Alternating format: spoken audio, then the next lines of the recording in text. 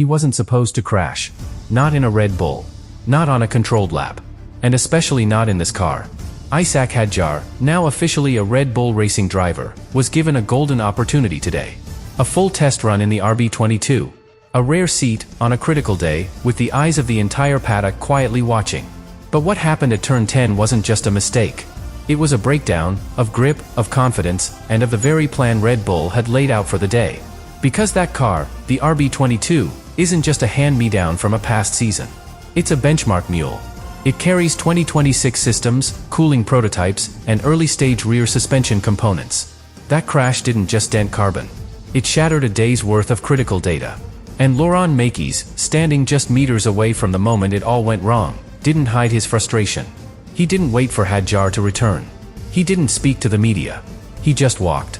And now? Everyone is asking the same question. Was this just a rookie mistake? Or did Red Bull just watch their 2026 testing plan begin to unravel before the real season even starts? Red Bull didn't call a press conference. They didn't release a formal statement. They didn't post onboard footage. Instead, they issued one carefully worded sentence. Hadjar is fine, and the team is assessing the damage to the RB22 after a minor off in turn 10. That was it. No mention of the systems being tested. No clarification on whether it was driver error or a setup issue. No explanation for why the RB22, a car that hasn't raced since 2022, was running with a Red Bull Academy driver on a live test day. And while the public-facing message was calm, even clinical, inside the paddock, the silence was obvious. Mechanics immediately covered the rear suspension.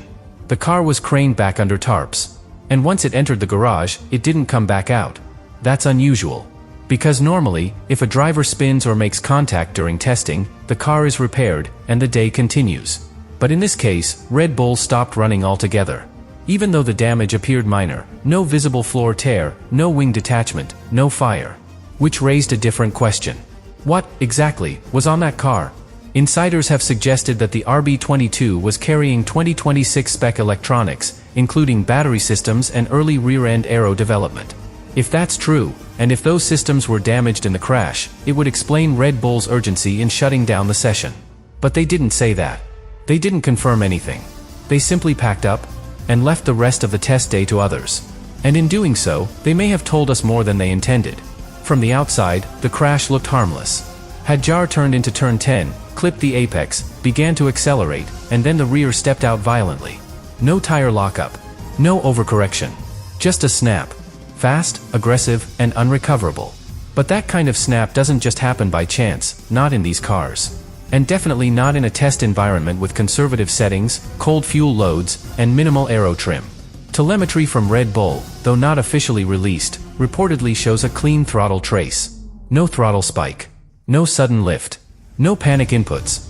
In other words, Hadjar didn't provoke the loss of grip. The car simply rotated underneath him, too fast, too far, too early. And when a car does that, especially on corner exit, it usually means one thing: instability in the aero or suspension balance. And here's where it gets interesting. The RB22 had reportedly been running a modified rear suspension, adapted to test new ride height compensation systems for 2026. This system, still in its prototype form, was designed to reduce drag by stabilizing the floor under lateral load. But it hadn't yet been race-proven. And on that exact lap, Hadjar was running at mid-corner speed targets for long-run simulation, pushing the car toward its grip threshold, but not over it. Which suggests something failed. Not in the mechanical sense, but in the feedback loop between chassis and driver. And for a young driver like Hadjar, that's the worst kind of failure. Because he didn't spin trying to go faster. He spun doing exactly what he was told.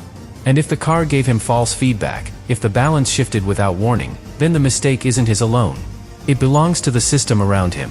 Laurent Mekies saw it happen. He was trackside, not in the garage, when Hadjar went off at turn 10. No headset. No radio. Just standing there, arms crossed, watching the lap unfold. When the RB22 snapped out and skidded into the gravel, Mekies didn't flinch. He didn't check the monitor. He didn't ask for replay. He turned, walked back toward the paddock, and didn't say a word. It's not the kind of response you expect from a team leader watching a junior make a mistake. Normally, there's a debrief. A public message of support. Some gesture, even symbolic, to manage the narrative. But Mekies didn't manage anything. He vanished. And that silence, it wasn't indifference. It was distance. A kind of emotional cutoff that felt less like disappointment, and more like isolation. People close to the team noted he didn't re-enter the garage for nearly 40 minutes. By then, Hadjar was already back from the medical center. The two didn't speak in front of cameras. No handshake. No words. Nothing. And for a young driver under evaluation, in a car packed with Red Bull's future systems, that silence is louder than any briefing. Because it signals something Hadjar can't afford.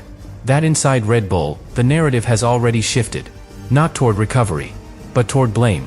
Testing isn't about lap times. Not really. It's about structure, collecting data lap after lap, in controlled conditions, where every variable is managed. And on day 2, Red Bull's structure evaporated. After Hadjar's crash, the RB22 was towed back under full cover. No shots of the floor. No images of the rear.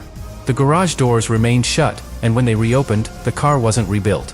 It was disassembled. That in itself was the message. Because Red Bull's test program was supposed to follow a strict sequence, aero mapping in the morning, mechanical balance simulation in the afternoon, and high fuel runs to close the day. Each segment feeds into the next, building a baseline that supports future software and hardware decisions. You lose one segment, and the rest starts to wobble. But when the car goes off mid-segment, mid-lap, with incomplete logging and incomplete tire data, everything downstream becomes useless. They couldn't verify cooling strategies. They couldn't complete correlation on the rear suspension patch. And most critically, they lost the day's control run, the data point they need to compare future setups. That kind of data loss doesn't just cost time. It breaks the narrative the team was building about the car's evolution. And that's where the deeper concern emerges. Because the RB22 wasn't out there to set lap times. It was simulating behavior expected under 2026 regulations. This wasn't a legacy car, it was a platform. And when that platform ends the day in pieces, with nothing learned and no second run, it's more than a setback. It's a signal that even Red Bull, with all its preparation, can be caught off balance. Officially, Hadjar is still a Red Bull driver. Still part of the academy. Still in the system. But Red Bull's system doesn't forgive easily. And it never forgets what happens under pressure. This wasn't a practice session in a junior car. This was a private test, on a live development mule, on a day when every sensor, every camera, and every engineering eye was watching. And Hadjar wasn't just there to gain experience. He was being measured. His lines. His feedback. His control under load. His mechanical sympathy. All of it. And when the car ended up in the gravel, the result wasn't just physical damage. It was reputational. Because Red Bull's internal depth chart is brutal. There's Iwasa. There's Crawford. There's even Liam Lawson, still waiting for his opportunity after impressing in high-pressure stand-ins. Hadjar needed this test to mark a shift, from prospect to prototype. But now? Now the headlines say, rookie error. And inside Red Bull, those two words stick. There won't be a public demotion. Not yet. But in a system driven by momentum, Hadjar just lost his. And if Mekies, Horner, and Marco are already moving on mentally, then Hadjar's 2026 trajectory might have already changed, quietly, behind the scenes, without a single announcement. Red Bull didn't build its empire by playing it safe. They've always taken risks, with drivers, with technology, with timing. And most of the time, it's worked. But when the pressure hits, when things don't go as planned, that same system turns cold, fast. What happened in Barcelona today wasn't just a minor off. It was a crack in the machine, small, sudden, and revealing. Because if a single test lap from a junior driver can shut down an entire day of development, what does that say about the balance inside Red Bull right now? They've got two teams, two driver pipelines, a new engine program coming in 2026, and a grid that's getting smarter, faster, and more aggressive. One misstep now, and the whole ecosystem begins to wobble. Hadjar's crash might be the first moment the world saw it. But inside? Inside the system that rewards precision and punishes weakness. They probably saw it coming. And if this is how Red Bull reacts in testing, controlled, private, pressure-free, what happens when the real season starts? Because Hadjar's story might not be over, but Red Bull's next decision could decide who gets left behind. And that decision might already be made.